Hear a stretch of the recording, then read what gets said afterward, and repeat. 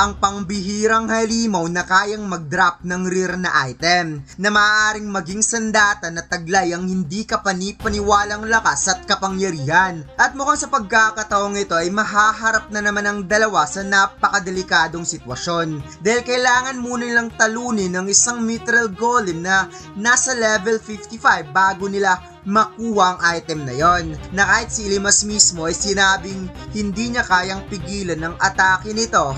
Kaya huwag na nating patagalin pa.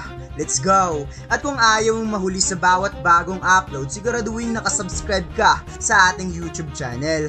Doon nating unang ina-upload ang mga latest video bago pa sila lumalabas sa FB at TikTok natin. Kaya hit that subscribe button at i-on na rin ang notification bell para lagi kang updated. So without any further ado, let's go!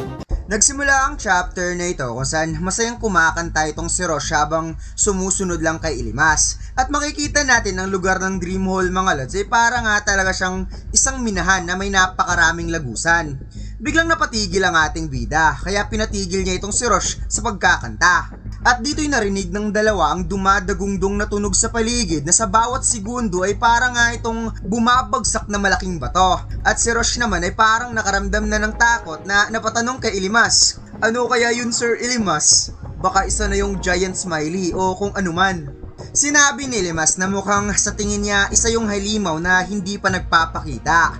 Ngunit naisip din ng ating bida na parang hindi naman siguro ito isang wandering. Dahil sa kabila ng paglitaw ng Dream Hall na ito, hindi pa naman nagpalabas ng reward ang Lacorina para sa ulo ng bagong Dream Lord. So ibig sabihin wala pang Dream Lord na natuklasan sa Dream Hall na ito.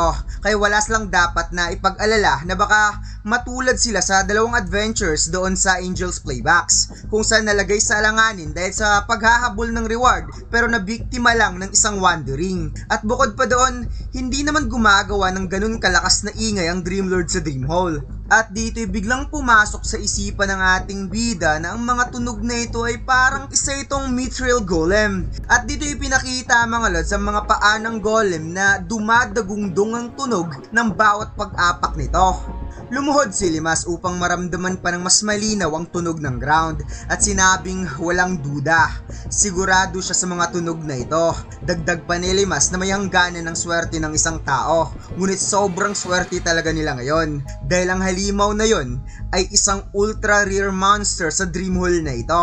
Sinabi ni Ilimas na hindi maikukumpara ang pagkabihira ng mithril golem sa isang frowny monster.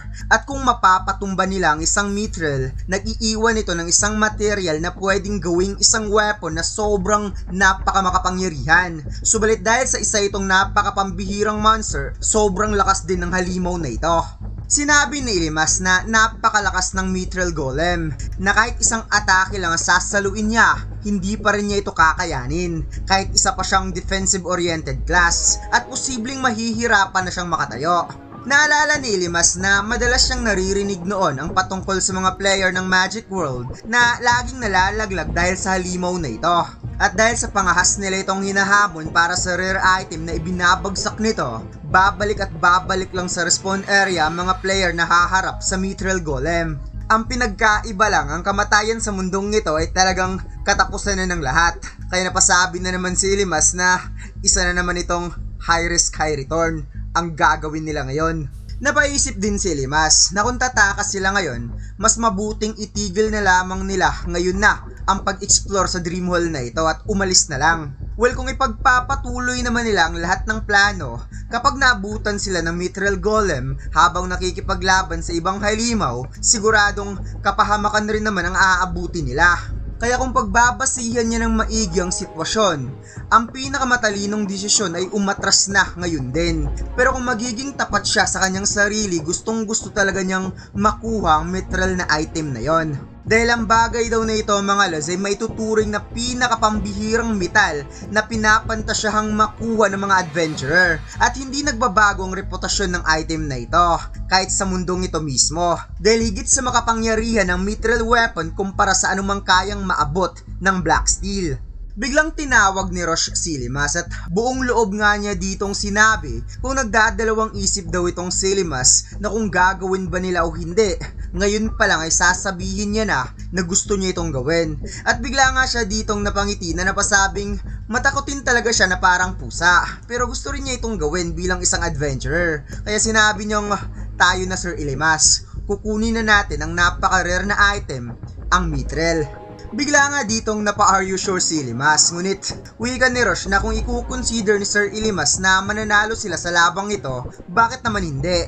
Mas gusto rin niya talagang makakuha sila na mas magandang item. At saka sigurado ang dahilan kung bakit nagpapakita na naman ang isang pambihirang halimaw ay dahil sa Lady Luck skill niya. Hindi siya sigurado pero yan yung nararamdaman niya. Habang si Ilimas naman ay napasabing parang gano'n na nga, parang yan din yung tingin niya.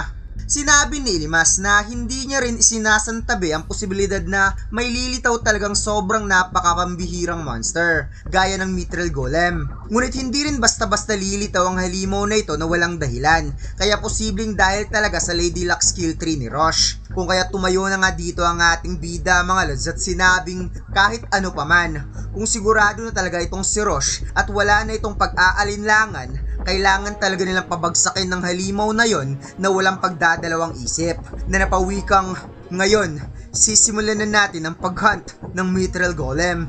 At sinabi nga dito ni Ilimas kay Rosh na ang una nilang dapat gawin ay kailangan muna silang mamili ng lugar para doon nila ito labanan.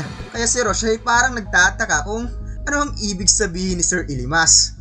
Habang dinig na dinig nila sa buong Dreamhall ang bawat pag-apak ng golem, si Ilimas naman ay sinusubukang pinapatunog ang kanyang espada sa mga bato sa gilid upang malaman kung gaano katigas sa mga bato na nasa paligid. At parang pinili din talaga ni Ilimas ang lugar na may maliit na space upang sila ang nasa kalamangan since isang golem ang makakalaban nila. Ito ay malaki kaya mahihirapan itong makagalaw sa makitid na lugar.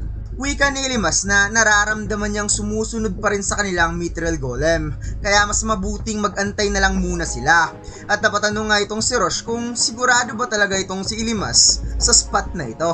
Sinabi ni Ilimas na kung naaalala pa ba ni Rosh kung gaano kalaking factor ang lapad ng hallway doon sa Angel's Playbox dahilan kung bakit natalo nila ang Golden Rana, kailangan din nilang isipin at isaalang-alang ang taas at lapad ng cave na dapat sila ang nasa kalamangan pagdating sa paggalaw during sa pakikipaglaban.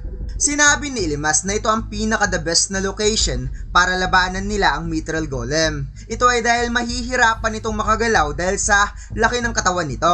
Dagdag pa ni Ilimas na ang Mithril Golem ay nasa mga level 55 at mayroon itong attack stats na 78 points at defense na 66 points. At higit sa lahat, may kakayahan din itong mag-auto-recovery na talagang magpapasakit ng kanilang ulo.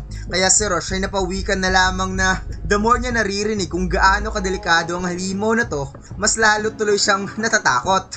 Wika ni Ilimas na walang kwenta ang pagbawas ng HP sa halimaw na ito ng paunti-unti.